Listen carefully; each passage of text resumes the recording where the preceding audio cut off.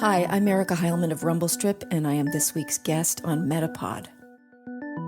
You're listening to MetaPod, where we unpack the web's most interesting podcasts and the stories behind them.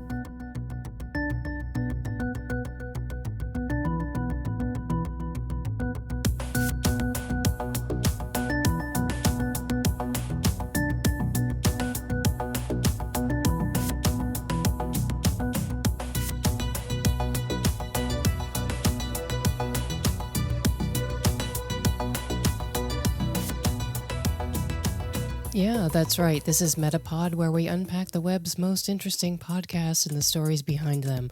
I'm Wendy, and I have a head cold. Thank you for tuning in. My guest this week is Erica Heilman of Rumblestrip. Erica is based in Vermont in the northeast of the United States. She's one of just a handful of MetaPod guests based in the New England region with a connection to local public radio. Those others would be Jason Moon of the Bear Brook podcast and New Hampshire Public Radio, and Ben and Emery of Endless Thread and WBUR in Boston.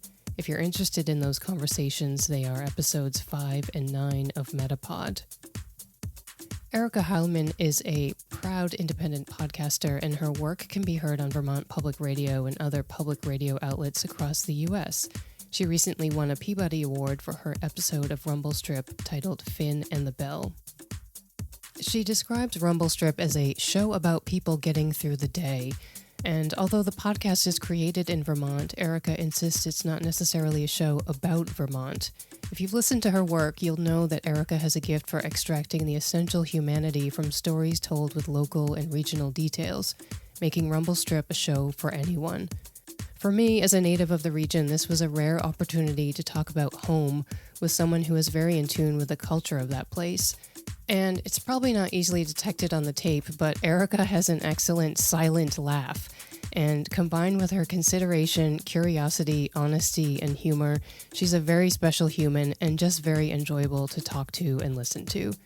Just one more thing before I start the tape. Erica says that Rumblestrip is a show that she creates in her underwear closet. Now, just remember that in New England, underwear is long and wool, or sometimes waffle knit. It might even smell like mothballs. So I guess it really is the perfect place to create a podcast, right? I'll start the tape. Erica, it's really nice to meet you. Welcome to MetaPod. Thanks. Good to be here. So you're one of just a handful of podcasters based in New England who have been lucky enough to have been featured on MetaPod, and as someone who grew up in the region, I am wicked excited to talk to you. You know, you are from New Hampshire and I'm from Vermont, and there are inherent problems in that relationship. But, I'm really excited to talk to somebody from New Hampshire this morning. Good. Can we start by asking why the name Rumblestrip? It is not an exciting answer. It's not a name I came up with. It was the brainchild of my son's father's partner who came up with my name. Talk about a auspicious beginning. But I mean, it's the name refers to those little bumps on the side of the road that keep you from killing yourself on a highway. So the facile metaphor is slow down and listen. Mm-hmm. So a lot of MetaPod listeners are from the UK and Europe, and I myself have a partner who is a non-native English speaker. So when I told him about Rumblestrip, he said, what's a Rumblestrip? Huh. And I said, well, it's one of those things on the road that makes you pay attention when you're falling asleep or something driving. What would you say needs paying attention to in Vermont? Well, it's funny. I think I make this show in Vermont because Vermont is where I live. Mm-hmm. What I think is interesting about making a show in a small rural place is that the assumption is that the show is about that place. If you make a show in New York City, no one assumes that you're making a show about New York City. And this is just I don't understand the psychology of that, but it seems to be true that if you are in, far-flung Wales, you're probably making a show, or a far-flung town in Wales, you're probably making a show about a town in Wales. And that's just not true, or not inherently true. As it turns out, I make a show in Vermont where I live, and it is about how we get through the day. I mean, finally, it's a selfish project of mine in trying to live and survive better. So it's a series of conversations with people that essentially all lead to the question that no one can answer, which is what's going on? And, and then we talk about farming, and we talk about smoking crack, and we talk about all sorts of things on the way to that final question, which is what's going on? It's not a very concise answer, but, and yes, you do ultimately feel this place where I live in my show. You can hear Vermont in the voices of the people I talk with, and which seems inevitable because they're the people I'm talking with. Who do you think should listen to Rumble Strip? I mean, does the show appear on Vermont Public Radio as well as a podcast? It is not a Vermont Public Radio show, but yes, they run it monthly. Okay. Who should listen? I mean, I guess that's the point, is that it's for anybody. It's not at all for just Vermonters. But if you're from a state as small as mine and you listen to the show, you're eventually going to hear somebody so that's fun. I mean, I live in a place that's small enough. It's like, that's my cousin. But so somebody in Illinois wants to hear him too, usually. I would say New Englanders are kind of known for being stony, and that doesn't mean the kind of stony like at the Reggae Fest in Vermont, but difficult to crack open or get through to. Would you agree with that? And how do you gain trust from the people you talk to for your interviews? Yeah, I think taciturn maybe is a word, at least in the part of Vermont where I live. I mean, as in any place, it's not, where I live is nothing like the state's biggest city. It's that there are many states within this tiny state. I would concur that the people here are nobody here is looking for 15 minutes of fame. Let's put it that way. And those are my favorite people to interview. I really, really don't like interviewing people who really deeply want to be interviewed.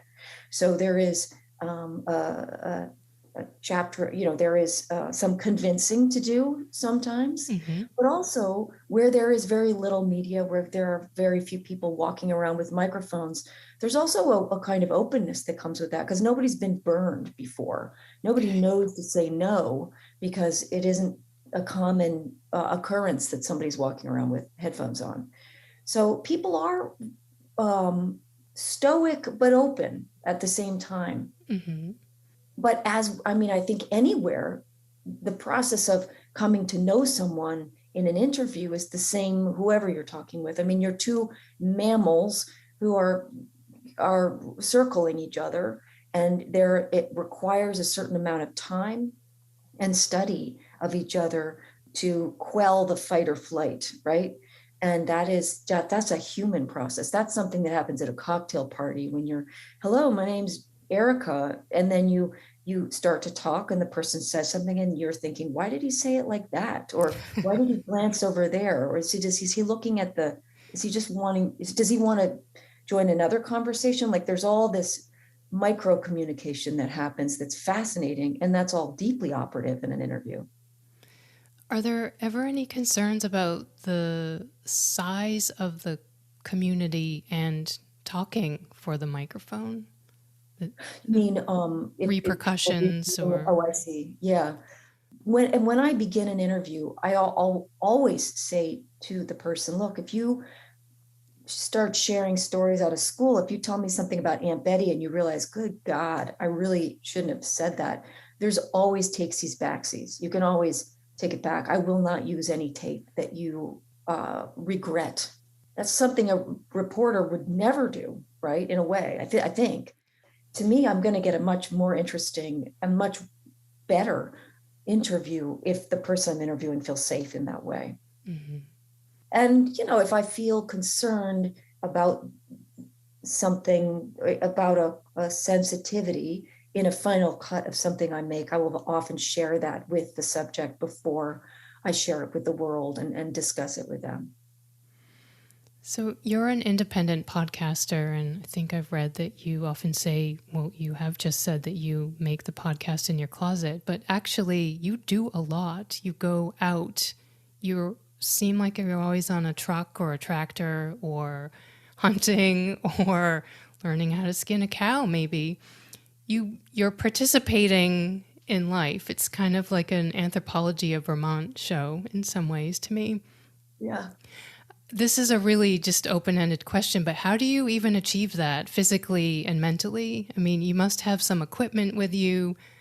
I don't know if you have a team of people with boom mics or is it just you on the tractor? It is the lowest tech of tech. I am the lowest. No, I just, I don't know where I'm going to end up if I go to somebody's house, but this is the great thing about podcasting, and particularly, or it's a great thing about radio, certainly versus video, any kind of video, is it's very mobile. So you can end up deep in the woods and be reasonably certain you're going to get a good sound, where if you had to drag a gaffer along, who knows how that's going to go. So it's fairly easy to go anywhere in this as an independent podcaster. Do you have some kind of process mentally in terms of, participating, but also thinking about the story as it unfolds or what you're going to write? Maybe you have a power song or something that gets you in the Well, there's always Total Eclipse of the Heart. That's my power song. Yeah, I know. We'll put that in the show notes. Yeah, I know, that's really important. And that's, I actually made a show when I turned 50. I made a show.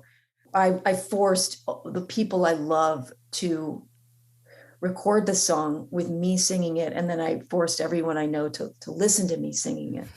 And then I forced my audience worldwide to listen to me singing it. So that was an important chapter for me. Excellent. So I would say that that's my song. What was the question? What do I think about? Oh, it's chewing gum and riding a bike, thinking about what I'm going to make and still being in a state of wonder in the moment with a person is a ride. It's a challenge. I think that's a skill that one develops over time. Mm-hmm. But I think also when you come to know yourself as an editor better, not being a good or bad editor, just that this is who I am as an editor, you begin to see, I can let that go, or I'll come round on that again, or you feel a little less terrified of what you're not capturing. I've captured the spirit of this. The spirit of this is coming through, and I have the tape that will sugar off to the same thing I feel here. So when you're having a conversation with somebody that goes on for 2 hours, if you were to play that for someone, even if it was riveting in the moment, it's going to be super boring to anyone else who wasn't there, because it's just all of the visual cues are missing. And so what I experienced in those 2 hours, it's my job to find the spirit of that experience and translate it into a show, which it's like sculpting, it's like carving. It's where you're taking away and away and away layers until you get to the thing that was actually essential in the moment of the interview. What about the culture, or maybe spirit, as you're saying, in Vermont is easiest to communicate, and what's most difficult, specifically with audio? About this place? Well, I think that I can I live in a place where there's still the residue of old Vermont. This is a place, as you know well, that is, it's a town meeting culture we live in. This is a place where town means something still, where your small town is a legislative body one day a year, where the functioning of this place requires volunteerism. Boring, slow democracy is what this place is founded on. And you can hear that in the voices still here, but we're running on fumes. the way most places are. We are losing that volunteerism. We're losing that sound of a place like that. I think that to kind of round it on this question in a different way, the voices are distinctive in really rural, particularly Northeast Kingdom, Vermont. The accent is strong, and it's easy to lean into that as a feature in and of itself. And that's a very stupid, romantic idea about people, and it's a trap. So I try not to romanticize the voices. I mean, they're beautiful to listen to in the same way that if I were to listen to somebody from, anyone from Scotland, I'm just utterly compelled. And that's fair, right? That's fair to be charmed, but they're as the producer and or an editor, I have to know there's something underneath there. I've got to be looking beyond the charm of a voice. And that is just that, again, if I arrive to that third place with this other person, which is where I don't know the question and they don't know the answer, or we've arrived in some place where neither one of us is quite sure where we are, then I know we've arrived somewhere that's interesting to other humans too, because this is a very human place where the question is, what's going on? And the other person says, I don't know. It's just the ultimate state of humility, maybe. Mm-hmm. And everyone can arrive there with someone else if they try to. So the pitfalls in a place are, to me, the charm of how different this is maybe from Ohio or anywhere else. And it's valid, but it's only one layer. Mm-hmm. Valid as a story element, but it is only one layer. You have an episode with a dairy farmer, and this episode struck me so much about this spirit of New England. I'm being a little bit slippery here with Vermont and New England. I apologize. There is a point where this man says he's explaining that he prefers to barter for goods rather than use money, and that money is useless. And there's this one thing he says, that way the government won't get your money, which to me, I just came out in the living room and I said to my partner, this is so New England. I don't even know how to explain it. And you have somehow captured that. What about money? How much do you think about money? Money is way overrated. You got to have some. I like the barter system. If people would trust each other and be fair with each other, it's the greatest thing in the world. And nobody controls you. You can make any deal you want between you and I. We both keep our end. It's fine. And the government don't get any of it. You just help somebody out and they come back and help you when you need help. And where's that happening now? That's here in your barn, yeah? Yeah. If I'm out of field getting hay and somebody needs a thing, they come and drive a tractor for me and for like doing firewood, and they help do firewood and they get their firewood trucked to them. It's an old-fashioned system, and it works today just as well as the people that need it. I also feel like many of the conversations, they have commentary that are maybe about the state government or maybe federal government, that if I were in New Hampshire, I might not hear that in the same way. I guess I don't really have a question here. It's mainly just a compliment that I feel like you've encapsulated the spirit of New England. When you say if I were in New England or if I were in New Hampshire, I wouldn't hear it the same way. You mean because you are much further away, it captures you in a different way, or you would recognize it if you were in New Hampshire because you know this place? I think maybe someone from New Hampshire, maybe Massachusetts or Maine as well, they might not say something like that to me because maybe it's assumed that I know that I know that it's not a good thing that the government gets my money. So to hear that being explained by, the culture that you grew up in is kind of fascinating for me. I see. I see. That's interesting. Yeah. But Yeah.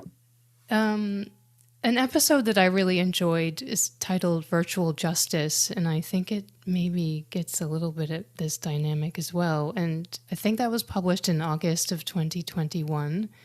And just for listeners who haven't heard it, it goes nicely with an episode you did around the same time with your friend Susan, I believe. Right. Who sounds very insightful and funny.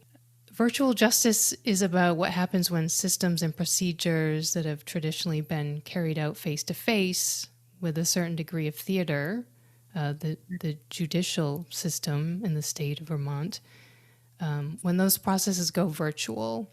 And it's about institutional integrity being lost when this in-person communication evaporates. I was so compelled by the man explaining the value in the in-person procedures and the theater of these procedures, and then realized that I'm so convinced by a man I'm hearing in my ears with technology over the internet. Huh. What is so compelling about audio storytelling that can make a story about the value of face-to-face communication so compelling? If I've just messed up that question, but no, I mean, your point, it's very, I guess there's a really deep irony in the fact that this format is so intimate and yet it's purely virtual. Mm-hmm.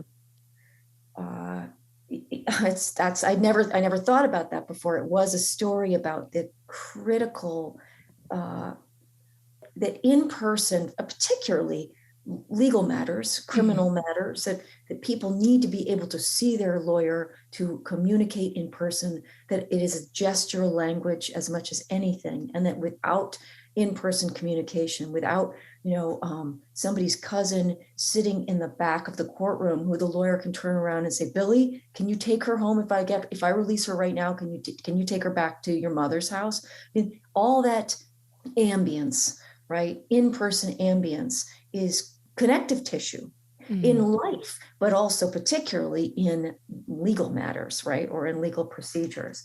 But yes, and you hear this story without picture, and it's more intimate than television, because with anything involving a monitor, it's passive on some level. You're meeting it, it's doing half the work for you. But in podcasts, it's in your ear and you have to conjure it. So you have to be part of it as it's happening in order for it to work. So yeah, that's funny. It's incredibly, I detest technology on so many levels, and yet this technology made this possible for me. It struck me, to go back and listen to something of a moment in time in these weird times we're living in. There's a lot of talk about how great it is to work remotely and not have to deal with people. And I think we tend to think of that in a setting where we can make profit. We can do this easier, more efficiently in a setting where we're making profit, for business. Yet this is an example where the benefits don't seem to be there, and it's not about work for profit, really. So work for profit, I think, more and more I'm thinking that the erosion of civility and we are hardwired to leave soup on somebody's front step after they had a baby. We just know that is a good idea. And where do we learn that? Right? We learned that from our neighbors. We learned that from the slow, boring, steady grind of local culture. And with our lives being so much now online, I wonder where do we learn, or even more important, where do we have the opportunity to be those best selves anymore? Even a offhand conversation at a grocery store with a checkout person, that's a profound exchange. How's it going? I don't know. How's it going? How's your mother? These just you know, you're not thinking about it very consciously, but you leave the store feeling better, sated or nourished or something.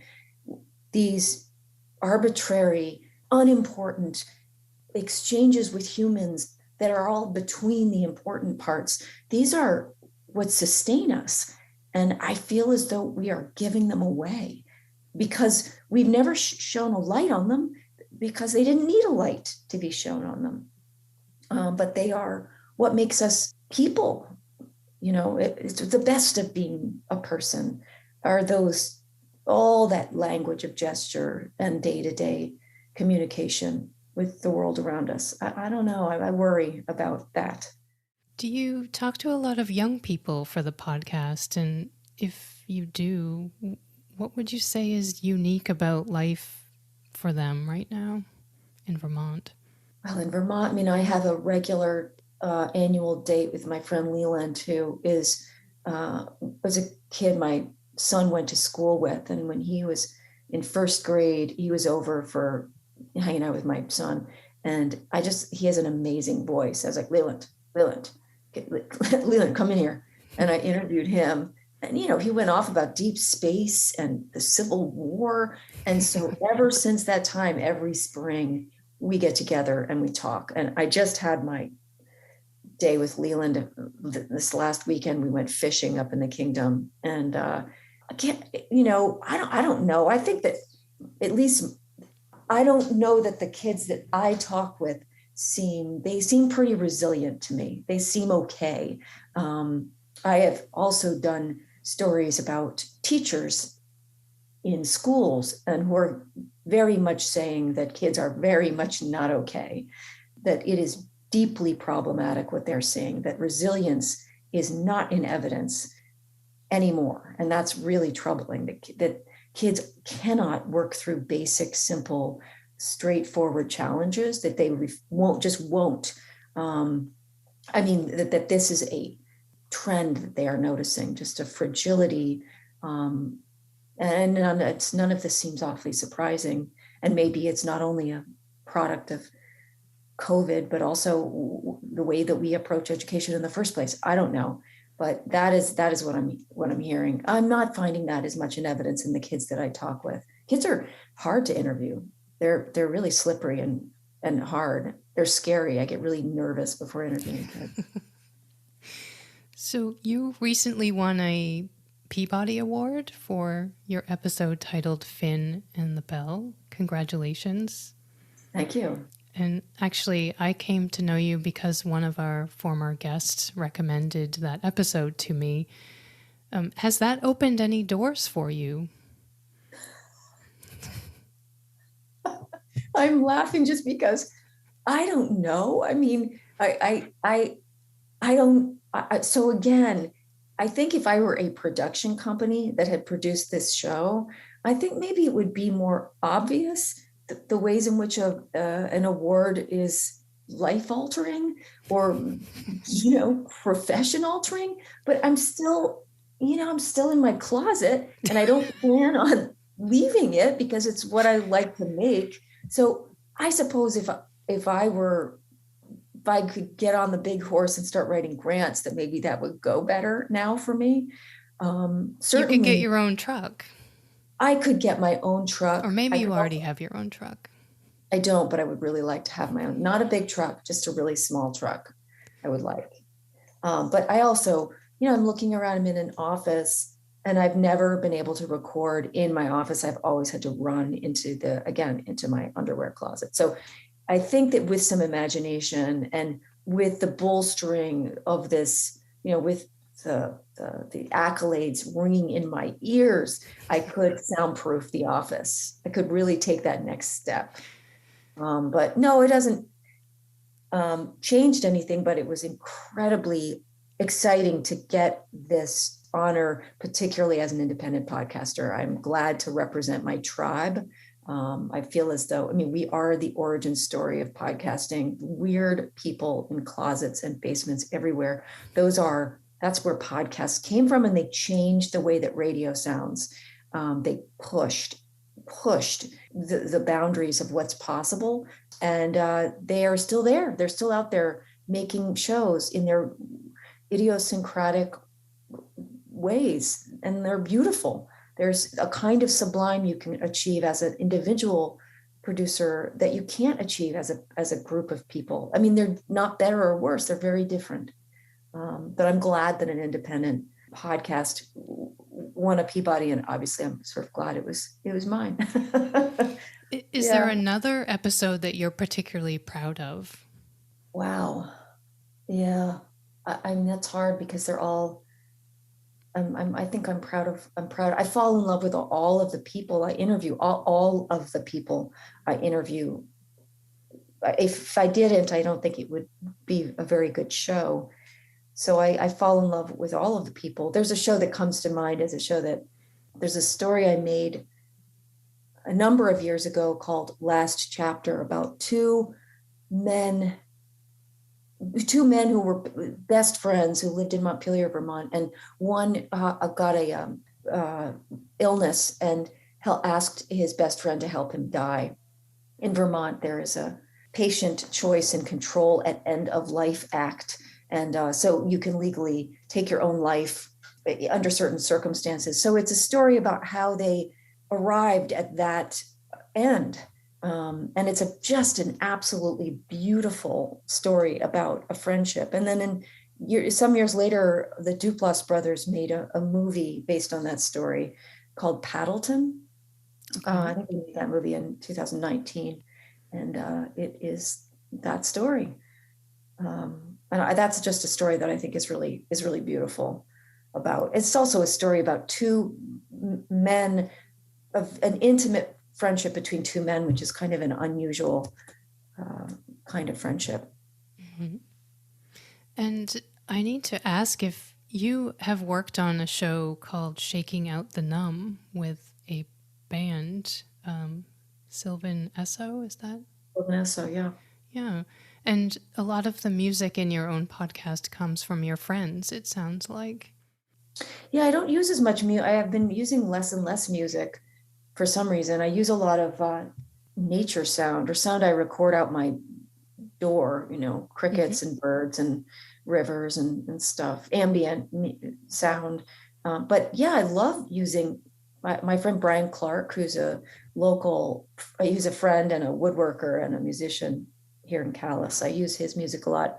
And yeah, Amelia Meath, who is the singer of Sylvan Esso, years ago, I can't remember what this show, it was Donald Trump had just been elected, and I made a show called it was Dunkin' Donuts at the time. It had not become Dunkin', but it was a show it's about... always going to be Dunkin' Donuts. It's always going to be Dunkin' Donuts, right. At a certain age, you cannot retain these things.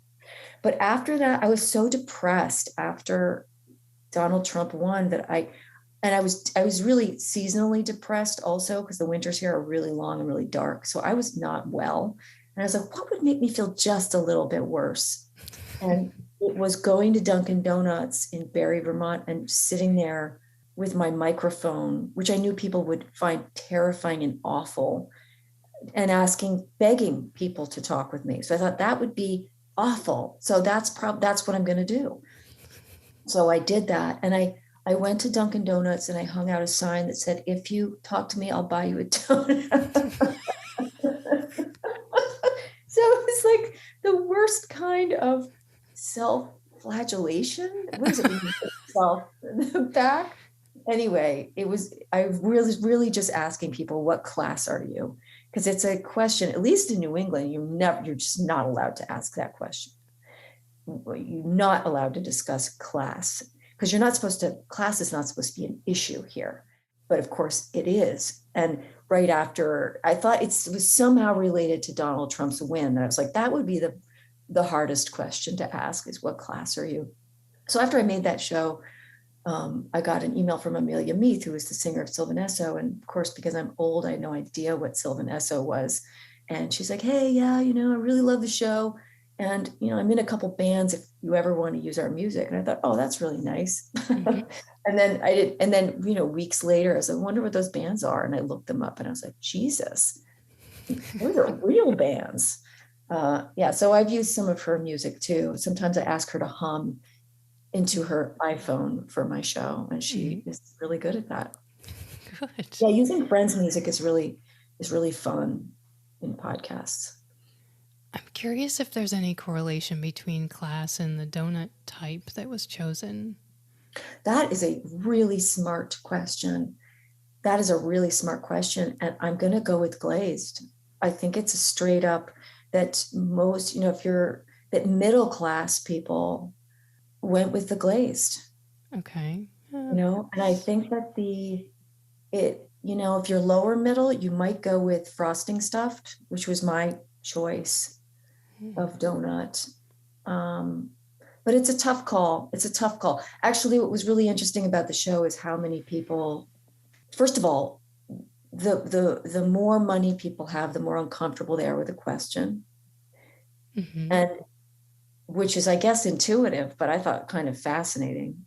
And also hearing people talk about, I have, and I'd say, what does rich mean? And they said, well, if you have a summer camp at Lake Elmore, then that means you're upper middle class or you're rich.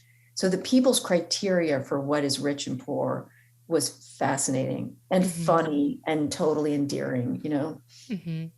What do you think Vermonters want international podcast listeners to know about their lives? Oh, my. You keep laughing at me. No, I think it's just a great question. I don't think Vermonters care very much about what people internationally think of them. Honestly, I don't think that, I deeply think, they're much, much more interested in what their neighbors think of, and maybe what people in Montpelier, who are state capital, they're interested in what people in Montpelier think about what they have to say. But I think they really deeply couldn't care less about what people in New Zealand think. Okay. I don't know. Maybe I'm wrong about that. I think that they'd be, a lot of people would be shocked to imagine that anybody in Amsterdam might want to listen to their stories. Yeah. I somehow can imagine that. Yeah. But I'd be shocked if anybody, I make the show and I'm shocked. So. Last question, and it's kind of a weird one related to smell. Smell is important. Right. Are there specific kinds of smells from Vermont that you've had to communicate in the podcast? Oh. And how did you do that? Right. I should have done that. Wait, okay. There's one that comes to mind. An old general store, not a general store, a store where you can get basic hardware. You can get boots. Dry goods. You can get some dry goods, but it's mostly you can get a fishing rod. You can get handkerchiefs. You can get work overalls.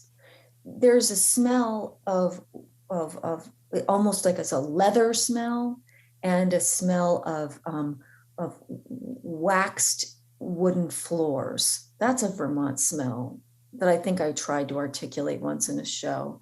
And maybe the smell of ozone before a storm, that's a smell that I associate with here. That electric smell before a storm. That's everywhere, but I'm from here, so I associate it with this place. Yeah. Hot lunch. Hot lunch at the school. Rolls. I don't know. I think I love that idea. I'm so smell sensitive. Some people, smell is hugely important to me, but I don't know that I've ever really tried to translate it. I'm thinking of one episode. I think he's asking you to really sense like an animal's urine or scent somewhere. Maybe you were out hunting, I'm not sure, but it's obviously critical to whatever activity is happening at the moment. It was moose piss. Yes. It's probably That's right. Yeah, he got me right, my face right down in it. To see if we could, because he was trying to figure, we were hunting and he was. This is a moose pit. So a bull moose had scraped a pit here, and then he urinates in it during the breeding season, we're sort of at the tail end of the breeding season now, but there's some bulls will keep breeding into November, and then the cows will come and roll in it roll and get that urine on them to show their acceptance for breeding. So see if you can smell a really, it will smell like cat piss. Strong cat piss odor. Where'd you pack them? And you know it. If you're not smelling it, it's just too old. It's faint. Okay. I can smell it. Can you smell a cat pissy? Yep. Okay. All right. That's the bull. He's pissed in there. All right. Back on track. But we were hunting for birds, for grouse or something, but he was showing me he hunts absolutely everything. So he saw something that was clearly, or a place a moose had been, and got me down in it to see how long ago the moose had been there. Yeah. Well done.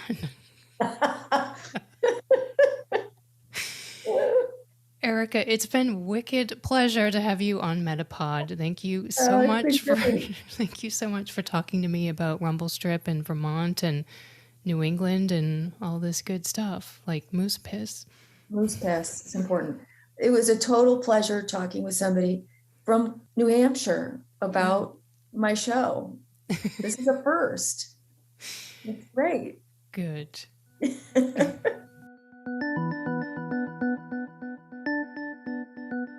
Thanks so much to Erica for the time and thought she gave to my weird questions. I really hope that Peabody Award opens some doors, even if just to a bigger and more equipped underwear closet, or maybe even a new truck, which could obviously be called the Rumble Truck.